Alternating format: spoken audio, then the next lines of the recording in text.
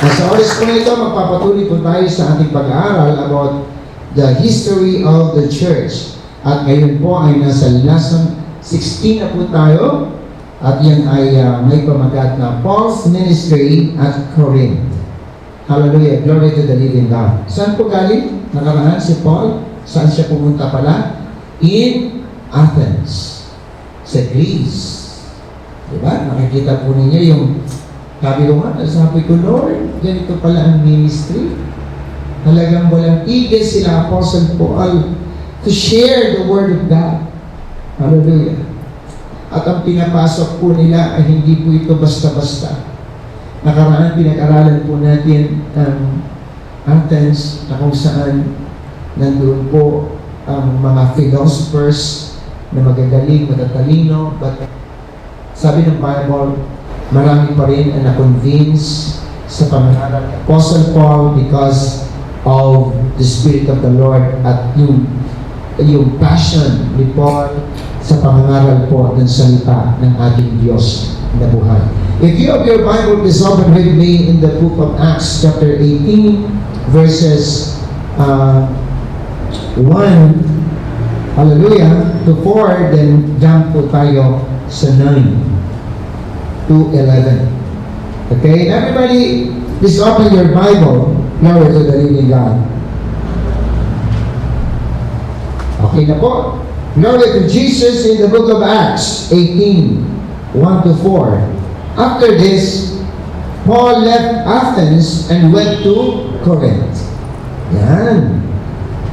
Umalis na si Paul sa Athens at pumunta na siya sa Corinth. There he met a Jew named Aquila. Siguro very familiar po ito sa inyo dahil ipinapakilala ito ni Paul, especially in the book of Romans. A native of Pontus, who had recently come from Italy with his wife, Priscilla. Naalala niyo, please greet Priscilla and Aquila. Naalala niyo, nababasa niyo po yan sa Romans. Because Claudius had ordered all Jews to leave Rome. Itong si Emperor Claudius ay pinaalis po ang lahat ng mga Hudyo sa Roma. So Paul went to see them.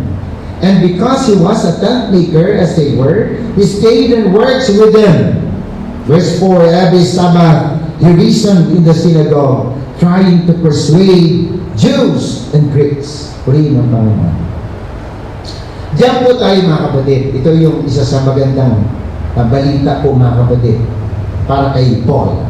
One night, the Lord spoke to Paul in a vision. Tingnan po yung sabi ng Lord, do not be afraid. Keep on speaking, do not be silent. Siguro, minsan siyempre mga kapatid, sa dami na ng mga pagsubok na dumarating si Paul, bilang tao, baka naman nakakaramdam na rin si Paul ng, siyempre, bilang tao na panghihina. Pero yung napakaganda pong reminder ito sa isang lingkod ng ating Panginoon. Hallelujah! Do not be afraid. Keep on speaking. Do not be silent. Ito po yung verse 10. For I am with you, and no one is going to attack and harm you, because I have many people in this city. You see the assurance of God kay Apostle Pablo sa kanyang pangangaral dito po sa lugar ng Corinto. So, Paul stayed in Corinth for a year and a half, 18 months, teaching them the Word of God. Palakpakan po natin ang ating mahal na Panginoong Jesucristo. So, napakaliwanag po mga kapatid, pagkatapos ni Paul na pumunta sa Philippi, then he went out to Thessalonica, then Berea, then Athens, then after that, siya po ay pumunta na sa Corinth.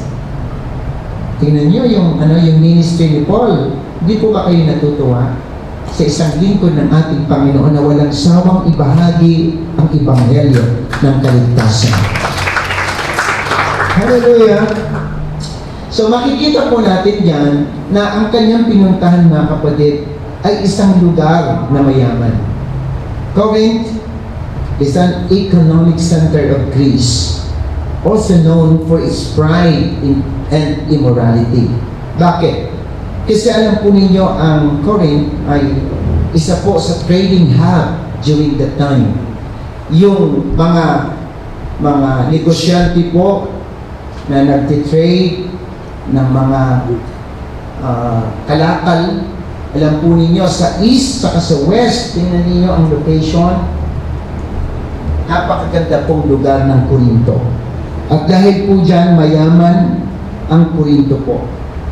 Kaya nga, makikita po natin mamaya sa ating Bible study na kung sino pa ang may kaya, maraming problema. Hallelujah! Maybe because nga, siyempre, pag ang isa kasing tao medyo may kaya sa buhay, medyo may kataasan niya. Oo. Kaya po, ipinakita dito po sa ating, ipapakita dito sa ating pag-aaralan kung ano po ang mga bagay na dapat din po natin makita sa ministeryo ni Paul sa lugar ng Corinto. In the book of Acts chapter 18, verse 1 up to 18. Balikan po natin ulit, si Paul ay pumunta sa Corinto. So, pag-usapan po natin Paul's arrival at Corinth. Mga minamahal, dito po sa Corinto nabanggit that he lived with Aquila and Priscilla. Makikita natin dito na mga taong mentioned ni Paul sa Bible. Why? Sapagkat sila po ay sumuporta. Kaya nababanggit ko po sa ating Bible study sa history of the church na sa lahat ng sumusuporta sa manggagawa, sa lahat ng sumusuporta sa gawain ng Panginoon, your names are recorded in heaven. This is true, mga kapatid. Hallelujah!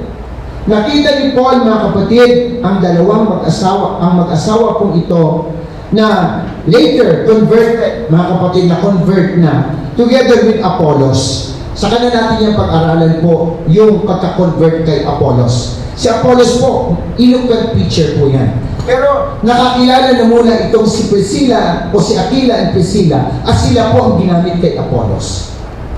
Nabanggit po yan sa Corinto. Now, mga kapatid, napakagandang pangalan, mga kapatid, itong dalawa pong ito dahil sila po ay ginamit rin ng ating Panginoon. In the book of Acts 18:1-3, the Bible said, after this, sabi po dyan, Paul left Athens and went to Corinth. There, he met a Jew named Aquila, a native of Pontus. Hallelujah! Maliwanag po, mga kapatid, na nakita ni Paul si Priscilla and Aquila. And he mentioned the names of these two, mga kapatid, in Romans 16 verse 3, greet Priscilla and Aquila, my fellow workers in Christ Jesus. Talaga pong naging silang workers ng ating mahal na Panginoong Kristo. At dahil nga po dyan, si Paul ay nagstay sa mag-asawa pong ito dahil ang trabaho nila, tent maker. Si Paul, kahit po siya isang servant ng ating Panginoon to preach the gospel, siya po ay nagtrabaho rin. Kaya po, hindi problema rin sa isang manggagawa ang magtrabaho rin. May purpose po kasi si Paul during that time. And again, sa ating pag-aaral, sabi ko nga, bakit pa magtatrabaho si Paul samantalang ang Corinto mayaman? Sapagkat ang daming issue po dito. Dito na-question ang pagiging apostle ni Paul. Maybe because marami ang may kaya sa buhay. Hallelujah! A tent maker po, bilang tent maker, si Paul ay nagtrabaho sapagkat ayaw niya po na maging pabigat sa iglesia. In 1 Corinthians, nabanggit niya, connected na po kasi ito Sabi ko nga maganda na pag-aralan natin ang Book of Acts sapagkat pagpunta niya sa Corinto, mapapansin po natin, may sulat po siyang 2 books. Amen? Ang tawag dyan is the Epistles of Paul sa Corinth and sa Corinto, 1st and 2nd Corinthians. Mayroon po, mga kapatid, kaugnayan ito noong sa mga panahon na nangyari kay Apostle Pablo sa church ng Corinto. Tingnan po ninyo. Naghasi kami sa inyo ng pagpapalang espiritual. Malaking bagay na ba naman kung umani kami ng mga material na pakinabang mula sa inyo? So, pag tinignan po ninyo, yung sulat niya sa Korinto, may kaugnayan sa pinansyal. May kaugnayan sa pinansyal po. Parang ang sinasabi ni Paul dito, di ba may karapatan din naman kami na kasi kami ng spiritual? Malaking bagay ba naman kung umani kami ng mga material na pakinabang mula sa inyo? Kung ang iba'y may ganitong karapatan, lalo na kami, sabi ni Paul. Sa Korinto niya po ito ha. Ito yung panahon na nasa Korinto siya. Ngunit hindi namin ginamit ang karapatang ito, sabi ni Paul. Tiniis namin ang lahat upang hindi kami maging pabigat sa magandang balita tungkol kay Kristo. Nararamdaman ni Pablo na diba kasi yung tono ng salita ni Pablo parang baka ang akala ninyo pabigat kami, pero sabi niya kami kung tutuusin ay mayroong karapatan na umani rin naman ng pagpapala material dahil sa aming pangangaral. Kaya kung titingnan po natin mga kapatid, nasa puso talaga ang pagsusuporta sa gawain ng Panginoon. Naalala niyo yung Macedonia? Na talagang puring-puri ni Paul ang kanilang pagbibigay. Sabi nga ni Paul, kahit marami kayong problema sa buhay, pero gusto niya pa nga na, o nakikiusap pa nga kayo na pagbigyan ko kayo na tumulong sa iglesia. Pero dito po sa Korinto, sabi ni Paul,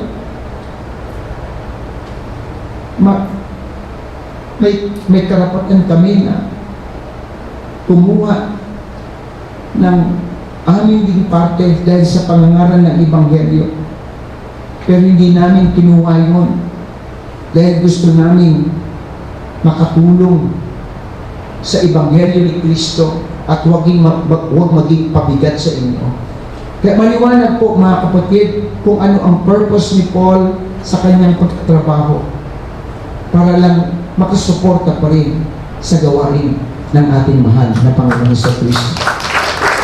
Kaya minsan nakikita ko po na may mga workers na may trabaho pero nandoon pa rin ang kanilang pagsuporta sa gawain, patuloy na pangangaral ng salita ng Diyos dahil nakikita nila na mayroong pangangailangan ng church. Marahil hindi givers ang mga members ng church.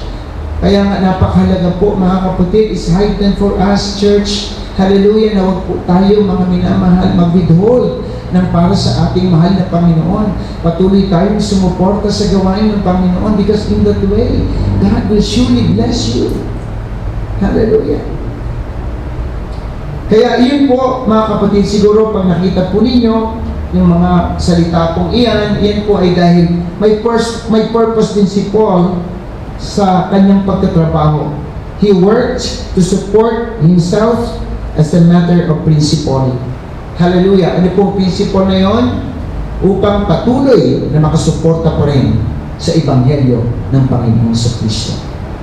Glory to the living God. Everybody say, Amen.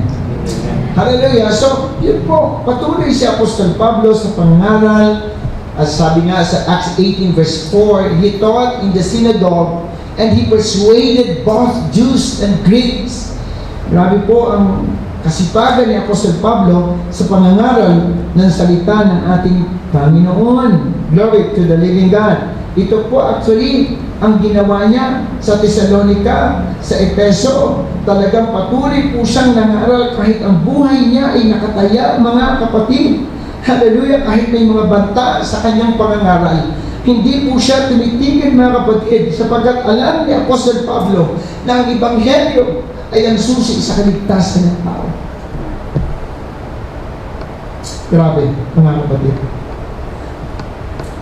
Napakaliwanag mga minamahal na talagang sa paglilingkod sa Diyos, hindi po dapat tumigil po tayo sa pagbabahagi ng salita ng ating mahal na Panginoon. Kahit po ang ating pamilya ay parang hindi nakikinig o hindi sumusuporta, huwag po tayo magsawa mga kapatid sapagkat may panahon sa lahat ng bagay kung hindi po tayo maghihimagod sa paggawa ayon sa kalooban ng ating mahal na Panginoon Yesu Cristo. Hallelujah. Kaya sa pagpapatuloy ni Pablo sa pangangaral ng salita ng ating Panginoon, hallelujah, salamat sa Diyos at dumating po si Timoteo at saka si Silas from Macedonia. Naalala po ninyo iniwan niya si Timoteo sa Macedonia? Ito na po, humabol si Timoteo kasama si Silas. So, naiintindihan natin. Ang ganda ng story, di ba? Yung history ng church. So, galing po si Timoteo sa Macedonia. Ano po ang kanyang ginawa, mga kapatid? Siya po ay nagbalita tungkol sa kalagayan ng church sa Thessalonica. Tingnan po ninyo. Sa 1 Thessalonians, sulat din ni Paul, ito ang kanyang sabi sa 3:67. Ngayon ay nakabalik na rito si Timoteo. This was during the month. Naka natin? Nakuha po ninyo, kasi ito yung panahon na sinulat niya. Yung nasa Corinto si Paul, ito yung panahon na sinulat niya ang Thessalonians. Sabi niya po, at maganda, sabi po na salita ng Lord, at maganda ang balita niya tungkol sa inyong pananampalataya at pag-ibig. Ito yung balita ni Timoteo. Ibinalita rin niya na lagi ninyo kami naaalala. At malaki ang pananabik na makita kami gaya ng pananabik namin makita kayo. Nabi mga kapatid, ano? Yung spirit talaga ng kapatiran. Pag nawala po ito mga kapatid, nawawala ang essence ng fellowship. Yung word na pananabik, mayroon kasing mga mananampalataya na pag naisip mo sila, parang gusto mo silang makausap, gusto silang makasama. At mayroon naman talagang mga kapatid na naalala mo pa lang ang pangalan, parang gusto mo na kaagad tumakbo. Pero ang gusto ng ating Panginoon, mga kapatid, ay yung spirit ng pagkakaisa. Hindi yung pagkababahagi. Mga kapatid, dahil sa inyong pananampalataya kay Kristo, ay napasigla kami. Tingnan po ninyo. Hindi lamang po ang mga leaders ang nagpapasigla, kundi dapat din po ang church ang nagpapasigla sa mga manggagawa. You see, look at this. Mga kapatid, dahil sa inyong pananampalataya kay Kristo, ay napasigla kami sa gitna ng aming pagkabalisa at mga hirap. Kaya po, minsan, wala naman po talagang nagtatanong sa mga members na, Pastor, kumusta ka po? Di po ba? Laging parang ang tendency, pag si Pastor hindi namumusta, parang mabigat agad ang kasalanan ng isang mga tao. Pero sa aking pong pag-aaral, parang two-way handshake din po ito. Na dapat din po nakikita ng members ang pangangailangan din po ng mga manggagawa. Gagamitin din po kayo para sa kalakasan ng mga manggagawa. Katulad po ng balita ni Timoteo buhat sa mga mananampalataya sa Thessalonica. Dahil po ang kanilang pananampalataya ang nagpapasigla sa mga manggagawa. At iyon din po ang nangyayari ngayon. Ang paglilingkod ng mga members po ang nagpapasigla sa mga pastor, sa mga manggagawa sa iglesia ng ating mahal na Panginoon. Yan po mga kapatid. Hallelujah. And not only that, sa pagpapatuloy 1 Thessalonians 3:8-10, nabubuhayin kami ng loob kapag kayo'y nananatiling matatag sa pananampalataya. Yan po mga kapatid ang ipinalita ni Timoteo kay Pablo. Na kahit alam ko mga kapatid, si Pablo rin naman ay napapagod marahil, nabibigatan, maraming problema rin mga kapatid. Pero sa balitang ito ni Timoteo, sa nangyayari sa iglesia ng Thessalonica, nagpapalakas ito kila Pablo. Verse 9, paano kaya namin mapapasalamatan ng sapat ang Diyos dahil sa kagalakang natamo namin dahil sa inyo. Verse 10, mataimtim naming idinadalangin araw-gabi. Purihin po ang Panginoon. O sa lahat ng mga pastors, we need to pray for our members. Sabi ni Paul, day and night. Grabe po. Araw-gabi na kayo'y muli namin makita. At mapunuan ang anumang kakulangan sa inyong pananampalataya.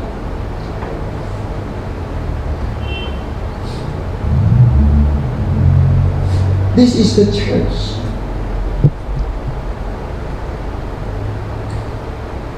Everybody say amen. This is the church. Ito ang church.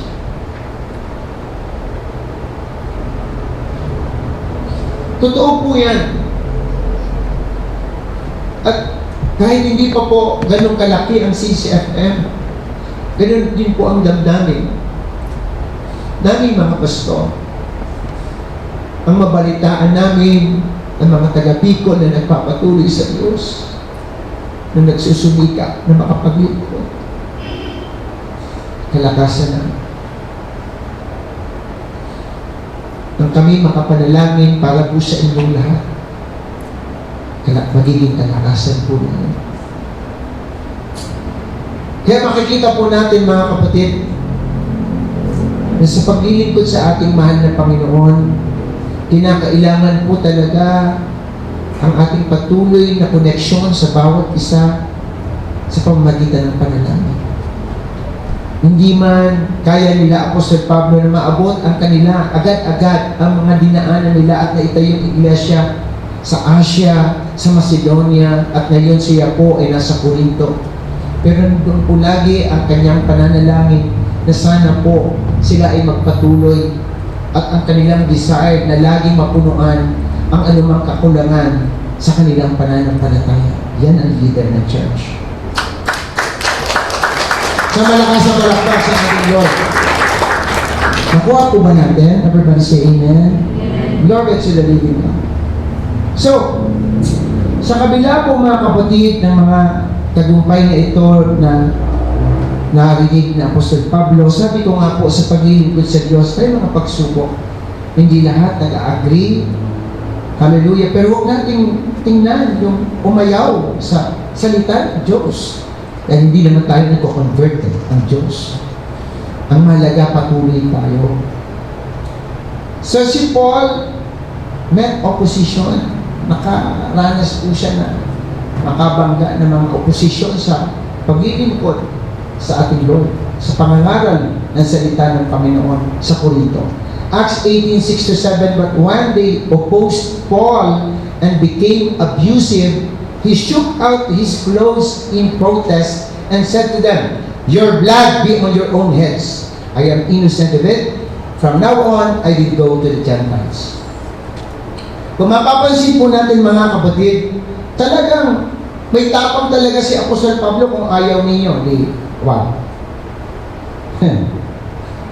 Katulad po mga kapatid ng ginawa niya sa Pisidia, siya po mga kapatid ay pumunta sa Hentil dahil ayaw tanggapin.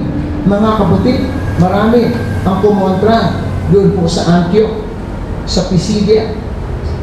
Diba? Marami na kumontra. Kaya napansin ko na inuuna talaga ang mga Hudyo sa panahon na yon. Kaya sabi ni Paul sa Romans 1:16, for I am not afraid of the gospel of Christ, because this is the power of salvation given unto man, first to the Jews and then to the Gentiles. Yung pagpapahayag niya sa synagogue, basically, gusto niya talagang mabago ang pananampalataya ng mga Hudyo na dapat, huwag na sila sa kautusan ni Moises. Dapat magbago po sila ng pananampalataya. Dapat nakapako na kay Kristo. Hallelujah. Na hindi natatanggap po ng maraming Hudyo. Kaya tama po mga kapatid, yung sinabi ni Paul sa Book of Romans chapter 11 verse 11, dahil sa katigasan ng ulo ng mga Hudyo, dumating ang kaligtasan sa mga hindi. Ito, you can write that, Romans 11:11. Mababasa niyo po yan, mga kapatid. Kaya nga, kung mapapansin po natin, gusto ng Bible, mga kapatid, na malaman natin na yung kaligtasan talaga ng mga hintil ay napaka-precious po yan. Dapat po talagang panghawakan natin yan. Huwag na po tayong bumalik pa sa dati. Pag natanggap mo na si Kristo bilang Panginoon at sariling tagapagligtas, sabi nga, till death do us part. Hallelujah. Dapat po panghawakan natin ang kaligtasan na yan, mga kapatid, dahil yan po ay matinding biyaya na ipinagkaloob sa atin ng ating mahal na Panginoong Hesus Kristo. Tingnan po ninyo, mga kapatid, yung sinabi ni Apostol Pablo sa Book of Acts 13, sa previous, mga kapatid, na pangangaral ni Apostol Pablo. When the Jews saw the crowds, they were filled with jealousy. They began to contradict what Paul was saying and heaped abuse on him. 46, then Paul and Barnabas answered them boldly, saying, mga kapatid, ang tono, we have to speak the word of God to you first. Sino po ang kinakausap niya? The Jews. Since you reject it, sabi ni Paul, and do not consider yourselves worthy of eternal life, we now turn to the Gentile. You see?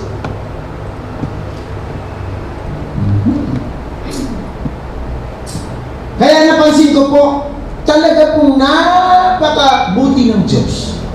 Dahil po, mga kapatid, sa mga pangyayari na ito na kung tutuusin pwede, bakit naman hindi nila tinanggap? Hindi nila tinatanggap ang Panginoon. Mga Hudyo pa naman sila. Pero tingnan natin yung other side of that coin. Kumbaga, hindi po ba dahil sa kanilang hindi pagtanggap, sabi na Apostol Pablo, pupunta kami sa mga hintil. Ako, ikaw yun. Palapakan natin ang ating Panginoon sa malakas na palakpak para sa ating Diyos na buhay. Pero dahil sa pagpapatuloy sa pangangaral ni Apostol Pablo, mga kapatid, the gospel bore fruit. Nagkaroon pa rin ng bunga. At isa po dyan, mga minamahal, si Crispus, the ruler of the synagogue. Isipin niyo, mga kapatid, sa pagpapatuloy niya sa pangangaral, ruler pa ng synagogue ang na-convert, mga kapatid. Hallelujah! Who believed on the Lord Jesus with all his household again. Woo! Gusto ko explore. Diba? Kaya, huwag tayong mapagod. Sa lahat na hindi pa po nakakakilala ang kanyang asawa, ang kanilang mga anak, tuloy lamang. Tuloy. And he was personally baptized by Paul. Mga kapatid, iyan po ay isang napakagandang bagay na mismo si Apostol Pablo ang nagbaptize sa kanya.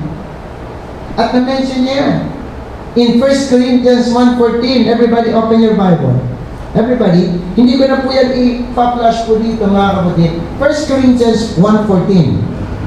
Nakakuha po ninyo yung sinasabi ng Bible in the book of Acts, which is related to the epistle of Paul to Corinth. Hallelujah. Sabi po dyan, anong sabi dyan? I thank God that I baptized none of you except Crispus and Gaius. Na-mention niya yan. Kaya nga, kung babasahin po ninyo ang Korinto, sasabihin niyo, sino bang Crispus na ito? Yan. So yan po yung story ng second missionary journey ni Paul nang pasukin niya ang Korinto.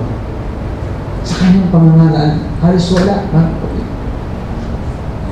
But, dahil sa kanyang pagpapatuloy, ang isa po sa mentioned name was Crispus, isang ruler of the synagogue.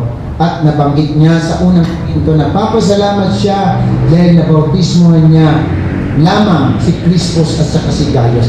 Dahil may pong issue tungkol po dito sa pagkabahagi. Siguro, nabasa niyo na po ang unang Korinto chapter 1. Chapter 1 pa lamang ang pinag-usapan na kaagad, pagkabahabahagi. Tingnan po ninyo, masyado pong kritik ang mga taga-Korinto. Sabi ni Apostol Pablo, marami sa inyo nagsasabing ako kay Apollos, ako kay Pedro, ako kay Kristo. Yun po yung story niya, 1 Corinthians chapter 1. Hallelujah, na parang sabi ni Apostol Pablo, bakit? Nabautismohan ba kayo sa pangalan ko, sa pangalan ni Apollos, sa pangalan ni Pedro? Di ba tayong lahat ay nabautismohan sa pangalan ni Kristo? Salamat sa Diyos! Dahil dalawa lang ang nabautismohan sa Korinto, si Crispus at si Gaius. So, yun po mga kapatid, ang story po niyan. And after that mga kapatid, praise be unto God, many of the Corinthians believed and were baptized. Everybody say amen.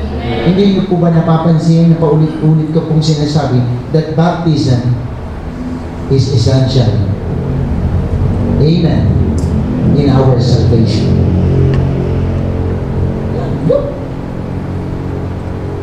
Hallelujah. Si Crispus na maniwala, binaptize ni Paul with his house. Purihin ang ating Panginoon. Glory to Jesus. So, in the midst of opposition, Paul and his companions found success in preaching the gospel. Halaga po mga kapatid, hindi po siya tumigil.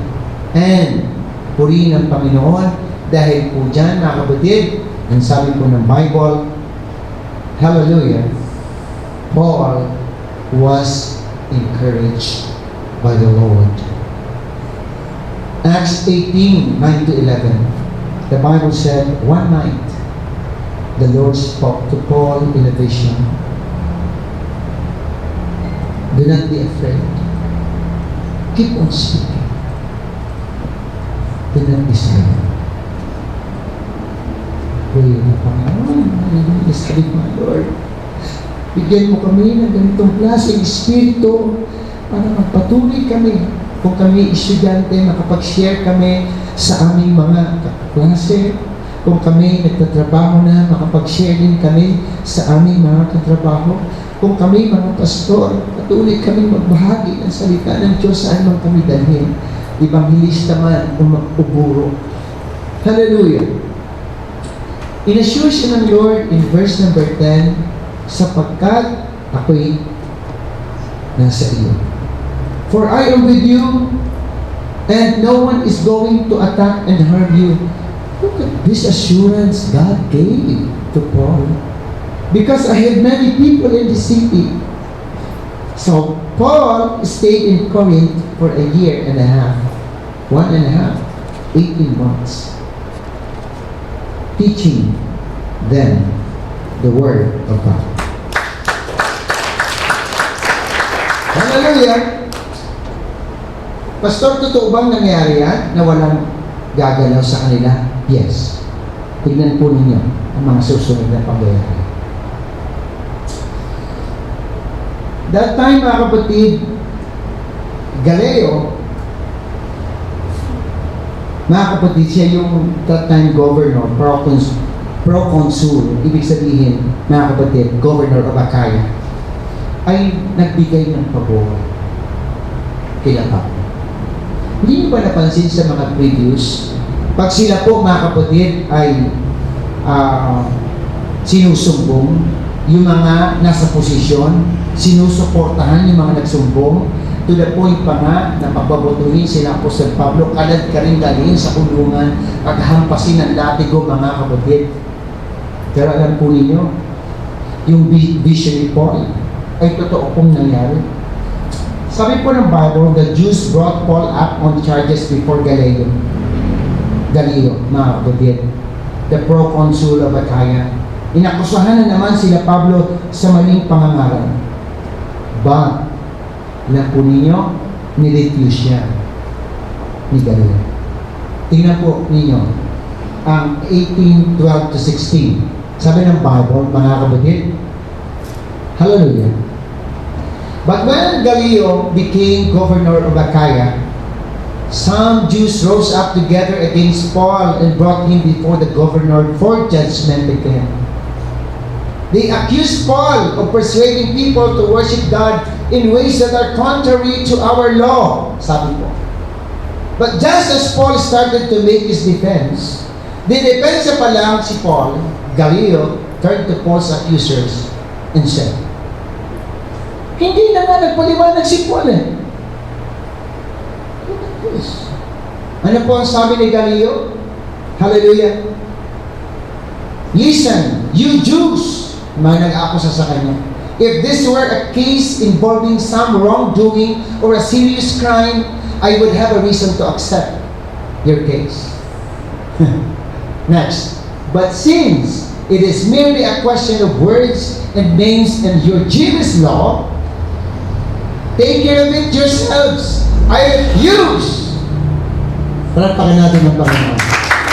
Sa malakas na palagpa, I work na mo. I refuse to judge such matters. Why? God is working. God is doing something in favor. Kanino? To Paul and his companions. And he threw them out of the courtroom. hindi ito pag-aaksayan ng panahon. Dahil ito ay walang kaugnayan doon sa aking pwedeng tanggapin na kaso. Hindi yung kaso ng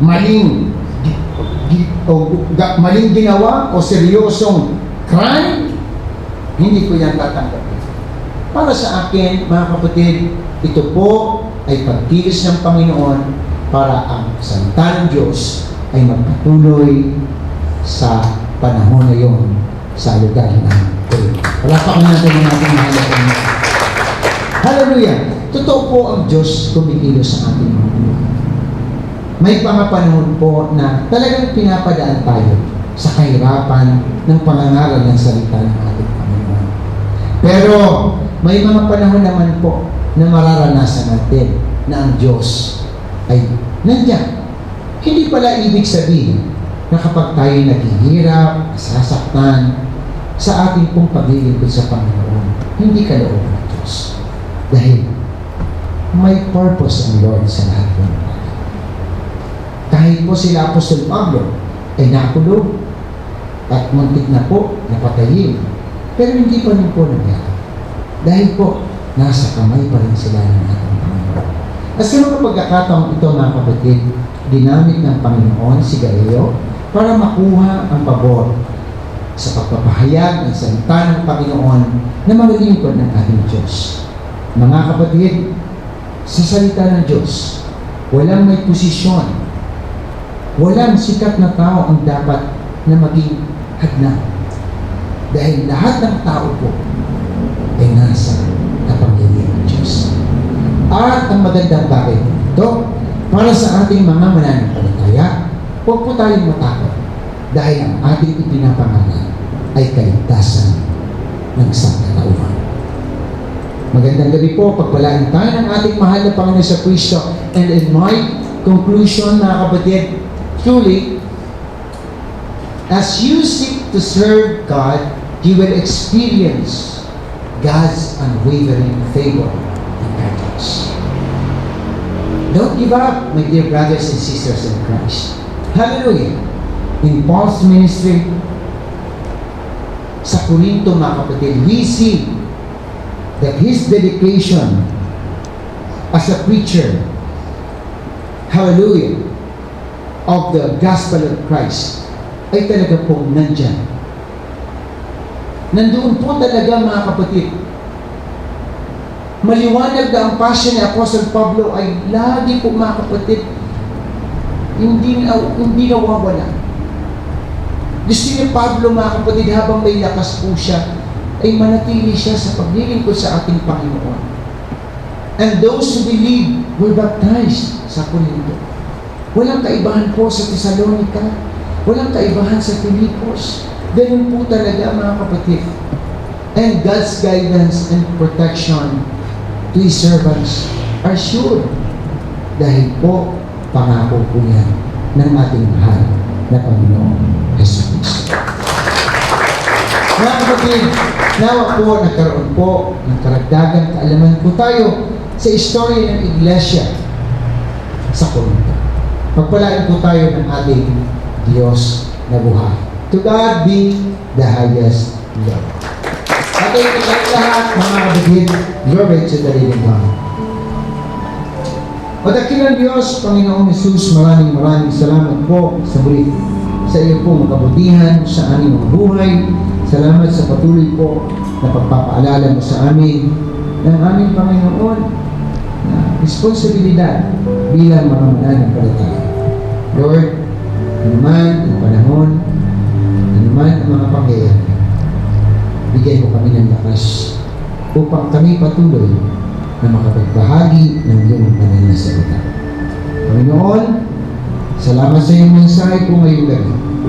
Nawa o Diyos, patuloy mo kaming samahan sa aming pag-ibig. Lord, sa natapos po namin, Panginoon, anniversary sa lugar ng Bicol, dalangin po namin ang patuloy ng paggabay sa kanila. At sa buong CCFM, Panginoon, ikaw po, Diyos, ang patuloy na mataas. Sa lahat din, Panginoon, na mayroong overnight prayer dito ngayon, dalahin ko, Diyos, ang bawat kapatid o kapatiran, Panginoon, nawa patuloy na magkaisa at makapagpanalangin din sa iyo, Panginoon, sa mga pangangailangan ng Iglesia at mga kapatiran. Hallelujah. Salamat po, Diyos, sa iyo po presensya ngayong gabi.